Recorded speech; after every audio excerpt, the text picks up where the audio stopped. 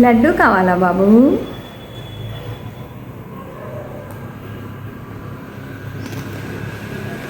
అరే లడ్డు లోపల ఏమో ఉంది కదా.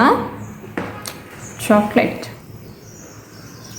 చాక్లెట్ అంటే ఇలా నోట్లో పెట్టగానే అలా లోపలికి వెళ్ళిపోవడం ఎంత ఈజీ కదా. దేంట్లో ఏముంది కష్టం అని ప్రతి ఒక్కరికి అనిపిస్తుంది కదా. మరి ఇది ప్రిపేర్ చేయడం వెనుక నా కష్టం ఏంటో చూస్తారా?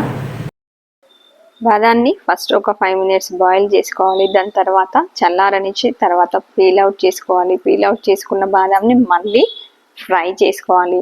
ఫ్రై చేసుకున్న తర్వాత మనము దీనికి కావాల్సినటువంటి షెల్స్ని చూసుకోవాలి.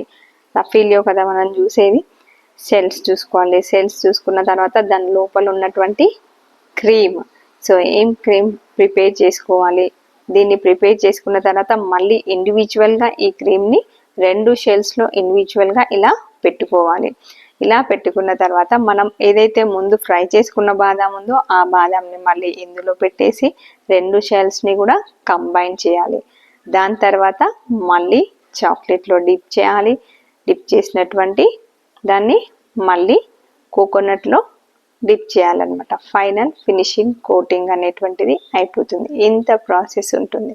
సో ఇంత ప్రాసెస్ చేసి ఇంత ఫ్రెష్గా నేను మీకు ఇస్తుంటే కొంతమంది అంటారు ఇంత చిన్నగా ఉంది ఇంత కాస్టా అని చెప్పేసి. సో ఎన్ని రోజులండి అలాగుంటారు? ఇంకా ఫ్రెష్గా ఉన్నటువంటి దాన్ని ఫ్రెష్గా ఆస్వాదించండి. ఎస్పెషల్లీ పిల్లల్ని దృష్టిలో పెట్టుకొని నేనైతే ఇది స్టార్ట్ చేయడం జరిగిందనమాట. బయట దొరికేటువంటి ఎప్పుడో 3-4 months ముందు ప్రిపేర్ చేసినటువంటి చాక్లెట్స్ని తినడం ఆపండి ఇంకా.